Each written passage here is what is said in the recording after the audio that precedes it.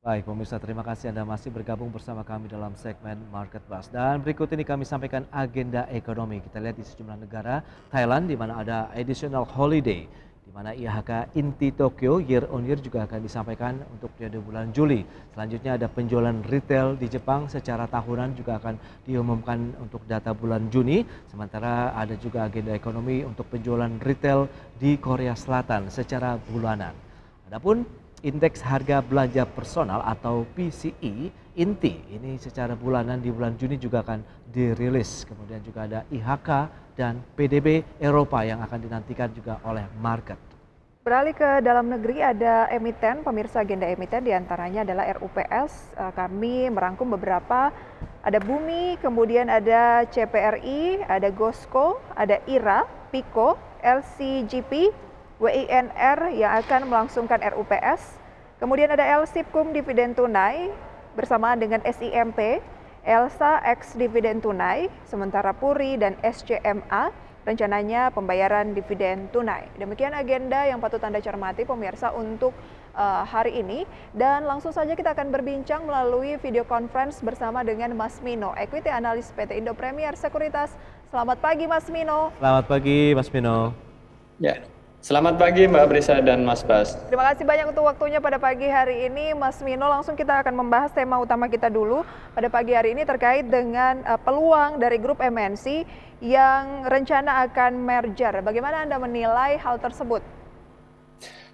Ya, memang penggabungan dua emiten ini ya secara umum sebenarnya akan membentuk satu perusahaan yang cukup besar ya.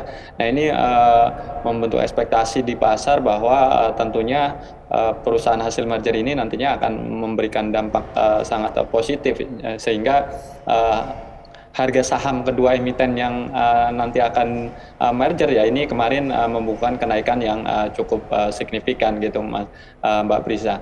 Nah kalau saya lihat juga dari sisi aset ya MNCN kan sekitar 21 triliun kemudian BMTR 35 triliun artinya nanti hasil penggabungan usaha ini atau merger ini akan menghasilkan satu perusahaan dengan nilai aset sekitar 50-an triliun artinya 2 kali lipat dari posisi sekarang. Nah itu yang mungkin dilihat oleh market sebagai sesuatu yang positif gitu. Oke, dari sisi investor bagaimana? Akankah ini menjadi katalis positif juga sehingga mereka akan segera memburu lagi? Karena kemarin kita juga mengalami lonjakan yang cukup signifikan begitu ya untuk kenaikan harga sahamnya nih, Mas Mino. Ya, dari sisi fundamental tentunya ini penggabungannya sangat positif ya. Artinya dengan size perusahaan yang semakin besar, peluang untuk berkembang juga semakin terbuka ya. Karena kan tadi misalnya kita lihat dari sisi asetnya naiknya cukup tinggi. Nah ini kan juga akan berdampak pada dari sisi berdampak pada segi pembiayaan ya. Artinya kemampuan pembiayaan perusahaan juga semakin besar dan ini akan membuat pengembangan usaha juga akan lebih baik ya. Jadi secara fundamental sebenarnya memang aksi merger ini akan berdampak positif ya terhadap perusahaan gitu Mas Pras. Oke. Tapi dari sisi harga memang kemarin kan naiknya cukup signifikan. Yes. Walaupun dari sisi sentimen masih positif ya, tapi saya pikir mungkin ada sedikit koreksi untuk jangka pendek.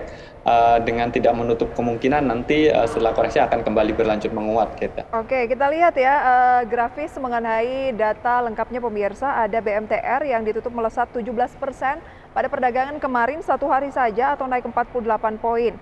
Kapitalisasi pasarnya sekitar 5,47 triliun rupiah saat ini dengan pernya 4,19 kali dan sepanjang 2022 BMTR naik 26,92%. Kemudian ada MNCN juga melonjak 5,91% atau 55 poin dan kapitalisasi pasarnya 14,82 triliun rupiah dengan PER 5,99 kali dan sepanjang tahun berjalan MNCN naik 9,44%. Mas Mino, data-data positif ya yang ditampilkan begitu. Dan salah satu saham ini juga di-keep oleh Bapak Investasi Indonesia Lokeng Hong itu sekitar 6% Pras. Jadi ini lebih cocok untuk short term, medium term, atau seperti apa? Sudah mahal tidak Mas Mino saat ini kedua saham ini?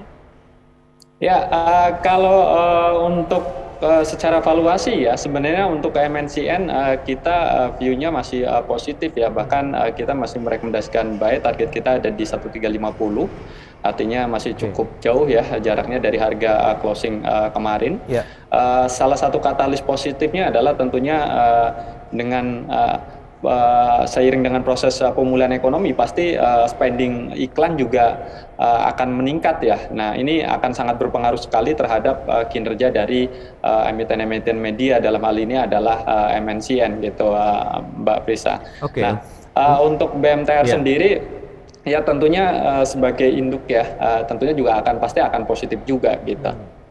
Strategi investasi bagi investor sendiri bagaimana pada saat opening market hari ini? Apakah kita bisa langsung hajar kanan saja setelah mengalami kenaikan harga yang cukup signifikan, Mas Mino?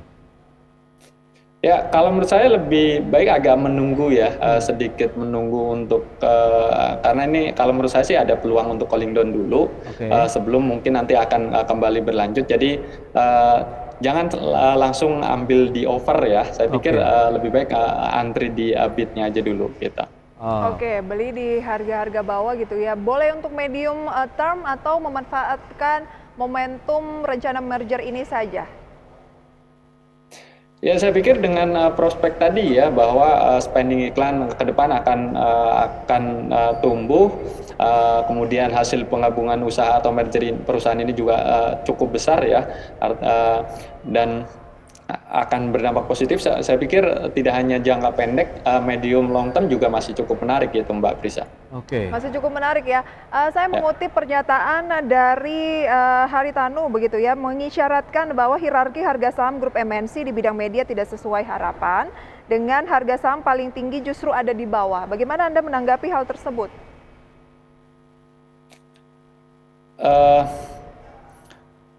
Masih cukup Ya, oke. memang kondisi saat ini kan memang marketnya ya secara umum kan dalam kondisi yang kurang positif ya.